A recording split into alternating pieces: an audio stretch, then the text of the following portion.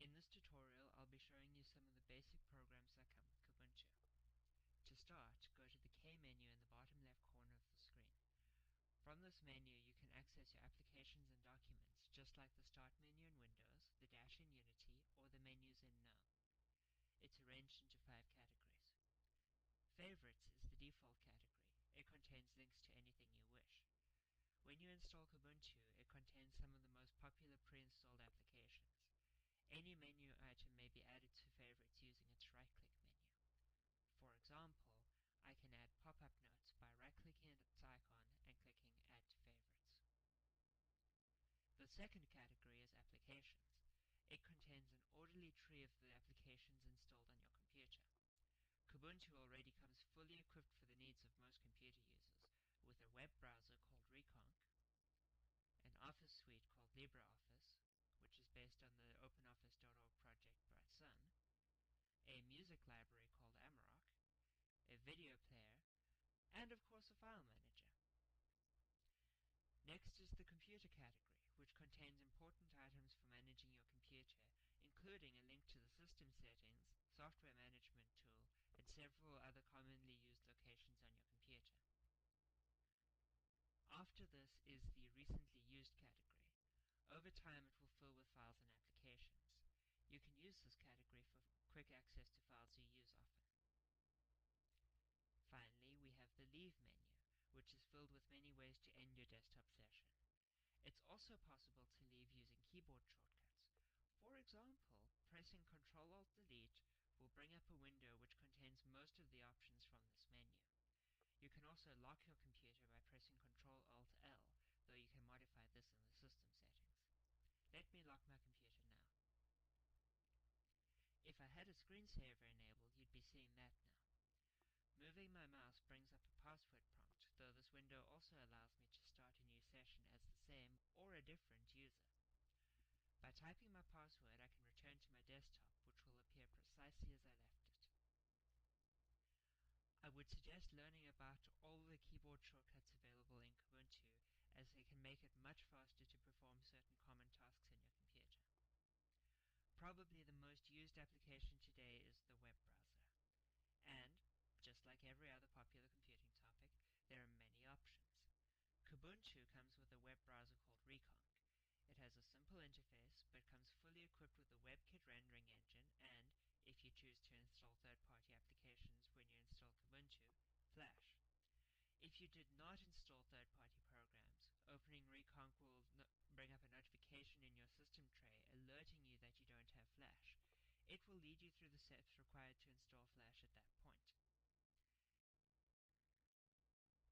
Of course, you're welcome to install another browser if you'd like. It's easier to install another browser using the software management tool. Another crucial part of computing today is email. While of course you're welcome to use Gmail or another webmail client while you use Kubuntu, Contact is a fully featured personal information management suite which handles email, contacts, your calendar, news feeds, and much, much more. If you're used to using Evolution, Apple Mail, Outlook, or Thunderbird, you'll probably find yourself right at home in Contact very quickly. But what's a computing session without a little bit of music? To this end, Kubuntu comes with a program that I feel beats the competition on any platform, Amarok. Opening Amarok for the first time, we're going to be greeted with a pop-up telling us that the extra features are available. Had we not chosen to install Flash when we installed Kubuntu, we would have got a similar pop-up when we opened Reconc, allowing us to install Flash. It's very simple to install these extra features. We just click the downloading globe, press Install selected, type our passwords, and the installation will occur for us.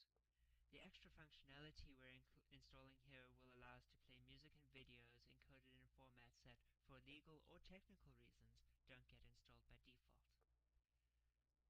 I'll let this installer run in the background. Once it finishes, I'll simply need to quit and reopen Amarok, and I'll have all the additional functionality the package has added. In the meantime, I'd like to speak to you about a program that often gets forgotten, the File Manager. And what a treat Kubuntu's File Manager is. It brings the best features of file managers seen elsewhere. Of course, it's easy to get started and works just like one would expect of a file manager.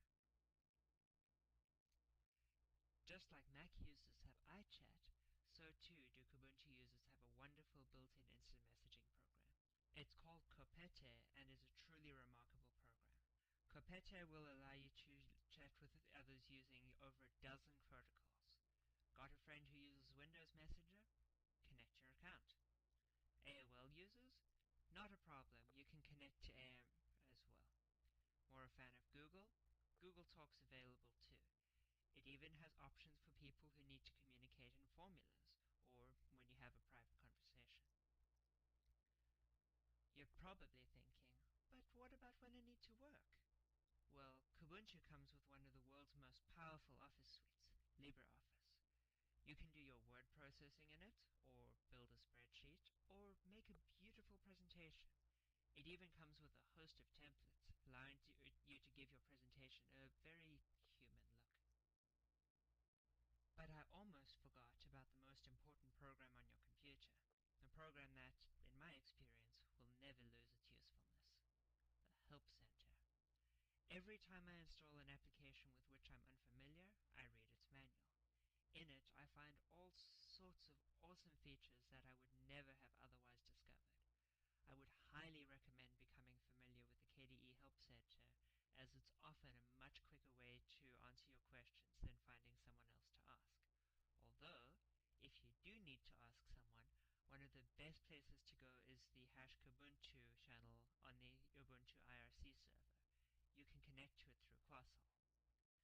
Following the Quasol first run wizard in Kubuntu will set you up to join the #Kubuntu channel, which, in turn, will let you ask questions of members in the Kubuntu community. And who knows, you might be able to answer some questions that somebody else asks. I hope this has been an informative tutorial. My next tutorial will discuss installing applications.